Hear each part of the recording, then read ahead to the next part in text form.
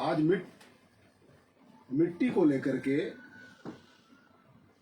सारा विश्व चिंतित है। हमारे खेत की मिट्टी निरंतर कुपोषित होती जा रही है और इसलिए उस मिट्टी को पुनः सुपोषित करने का एक अभियान सारे विश्व में चलाना पड़ेगा। हमारे बैतूल के जिला पंचायत सीओ रहे आदरणीय त्यागी जी आज लिखते हैं कि प्रकृति जिन वस्तुओं को हमें सहजता से प्रदान करती है उनका मूल्य कई बार हम नहीं आ पाते और उसके दुष्परिणाम भी हमको भुगतने होते हैं। मृदा यानी मिट्टी प्रकृति का इतना बहुमूल्य उपहार है, इसके बारे में हम सोच भी नहीं सकते। मिट्टी का निर्माण लाखों वर्षों की सतत प्रक्रिया के उपरांत होता है, जिसे हम अंधाधुंध फर्टिलाइजर्स और पेस्टिसाइड का उपयोग करके बंजर बना रहे हैं। इसको उपजाऊ बनाने में कई पीढ़ियां लगेगी, जो कि बहुत ही दुष्कर कार्य होगा। अतः आज विश्व मृदा दिवस पर हम सब की सामूहिक कोशिश हो कि यथासाध्य भूमि को उर्वर बनाने की दिशा में सभी का योगदान हो। आदरणीय त्यागी जी ने बहुत महत्वपूर्ण बात कही है। किसान भाइयों, आज वर्ल्ड सॉइल डे के दिन हम कुछ बातों का विचार करें। हमारे खेत की जो मिट्टी है वो किस प्रकार की है। हम स्वयं अपने खेत की मिट्टी का टेस्ट कर सकते हैं। क्या हमारे खेत की मिट्टी में केचुए हैं? क्या हमारे खेत की मिट्टी में सभी प्रकार के कीट पतंगे हैं? क्या हमारे खेत की मिट्टी में सभी प्रकार की जैव विविधताएं विद्यमान हैं? बारिश का जो जल है वो क्या हमारे खेत की मिट्टी ग्रहण कर लेती है या बारिश का जल हमारे खेत में भरा रहता है? अगर वर्षा जल हमारी मिट्टी पी लेती है, उसको ग्रहण कर लेती, तो समझिए हमारे खेत की मिट्टी अच्छी है। पानी देने के बाद में रबी के मौसम में हमारे खेत की मिट्टी में क्या नमी बनी रहती है? अगर बनी रहती है तो समझिए हमारे खेत की मिट्टी अच्छी है।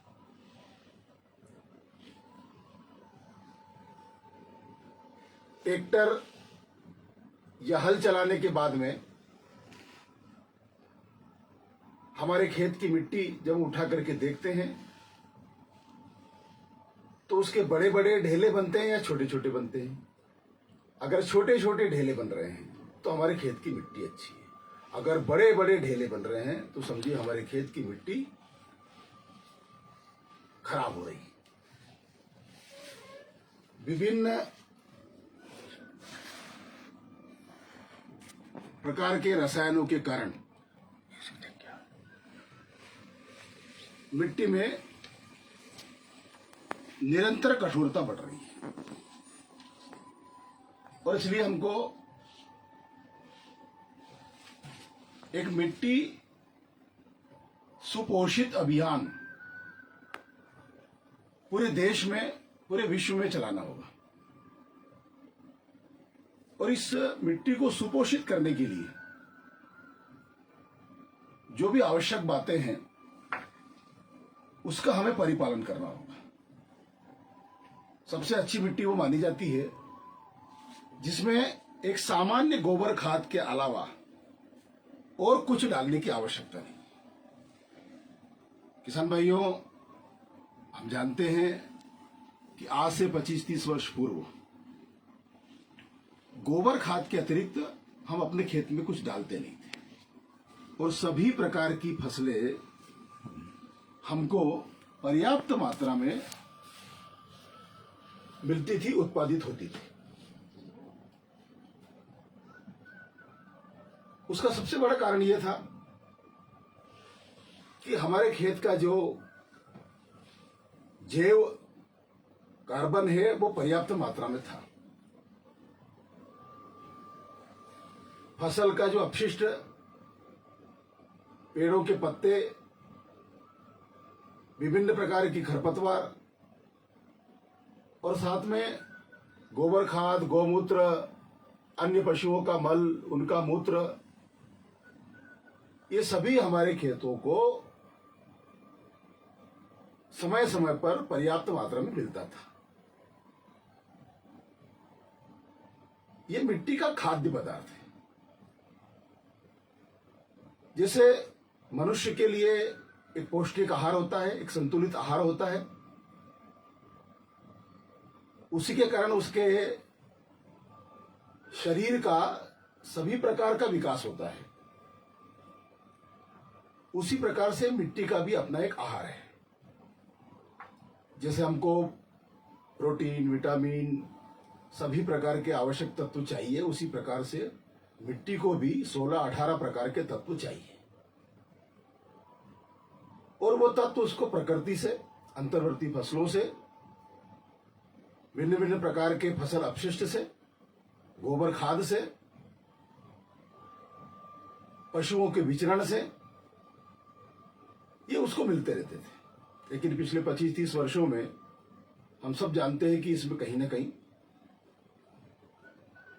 सभी प्रकार की चीजें बाधित हुई है और इसलिए हमारे खेत की मिट्टी ये धीरे धीरे कुपोषित हो गई। जैसे पूर्ण आहार नहीं मिलने पर, संतुलित आहार नहीं मिलने पर हमारा शरीर कुपोषित हो जाता है। कोई व्यक्ति ड्रग्स लेकर के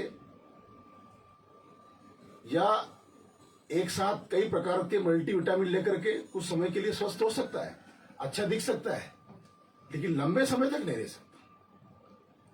इसी प्रकार से रासायनिक उर्वरकों, कीटनाशकों या भिन्न भिन्न प्रकार के टॉनिक जो आते हैं, उसके माध्यम से हम अपनी धरती से कुछ दिनों तक अच्छी फसलें ले सकते हैं, लेकिन लंबे समय तक हम अपने खेतों से उतनी मात्रा में जितना हमको चाहिए फसलों का उत्पादन नहीं कर सकते। और इसलिए हमारे खेत की मिट्टी को हमको सुपोषित करना होगा, अमृत मिट्टी बनाना होगा। उसके लिए पुनः हमें संतुलित मात्रा में गोबर का खाद, अन्य प्रकार के जैव तत्व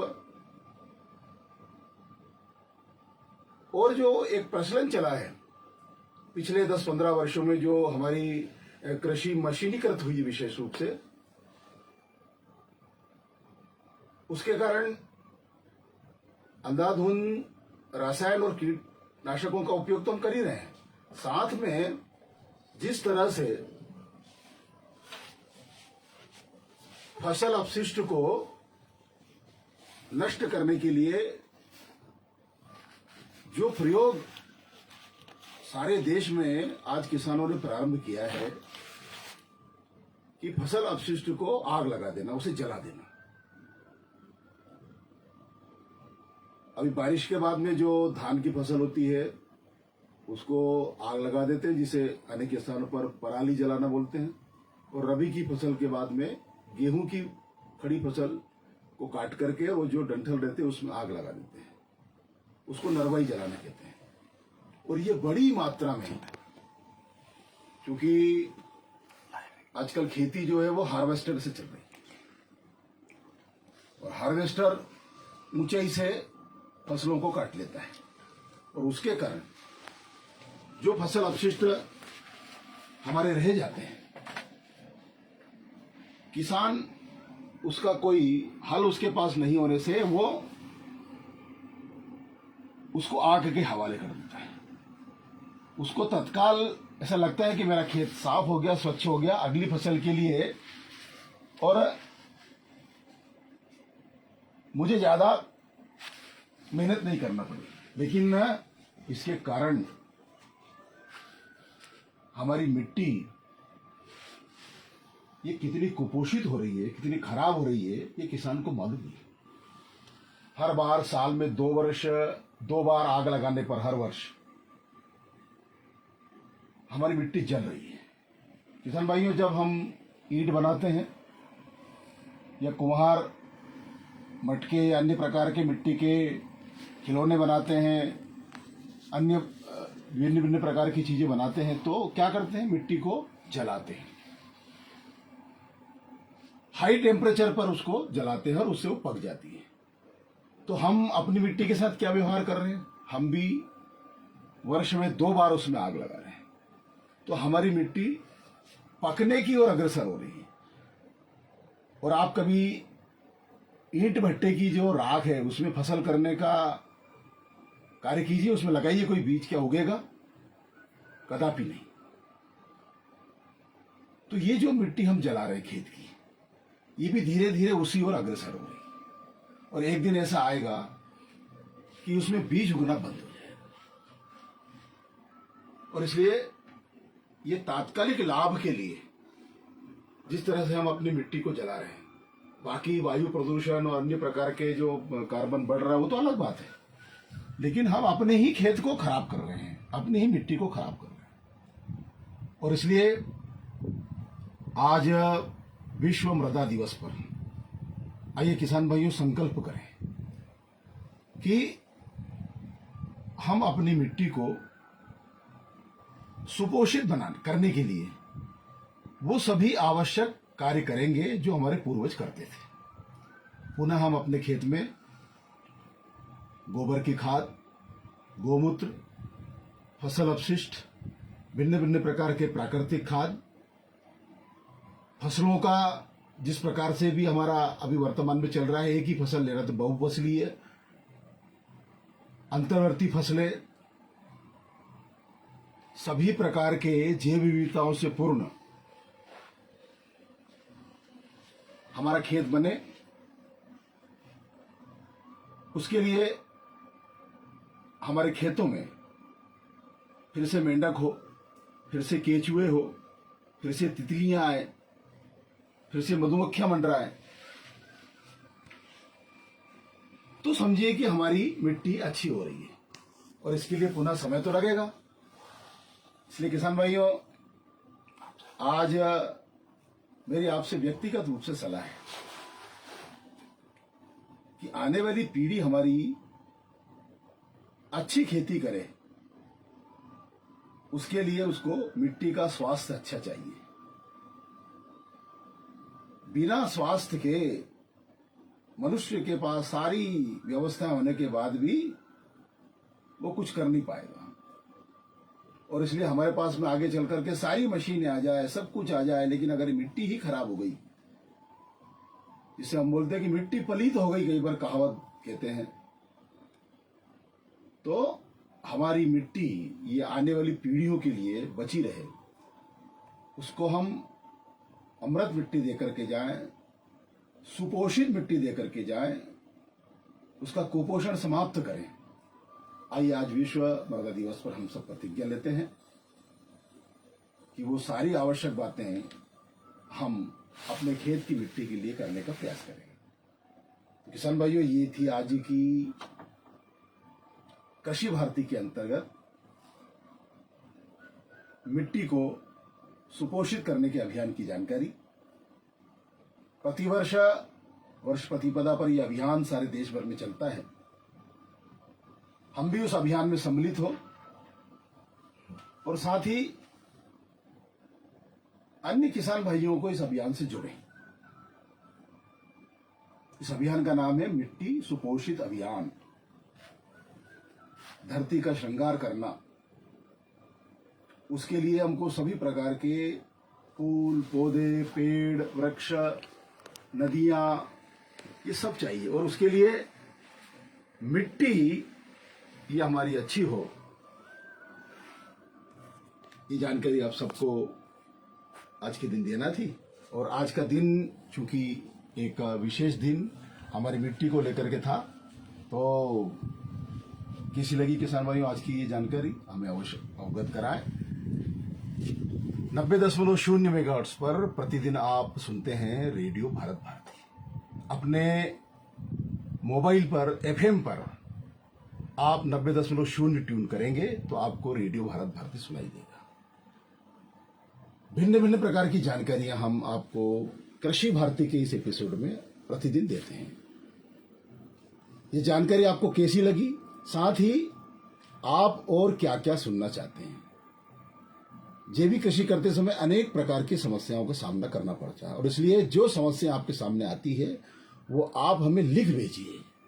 हमारा व्हाट्सएप नंबर 9754811555। आप हमें भेजेंगे तो हम निश्चित रूप से कृषि के जानकारों, कृषि वैज्ञानिकों, जैविक कृषि के विशेषज्ञों से बात करके हम आपकी प्रत्येक समस्या का समाधान करने का प्रयास करेंगे। तो सुनते रहिए 9.0 मेगाहर्ट्ज पर रेडियो भारत भारती, जन मन का सारथी रेडियो भारत भारती।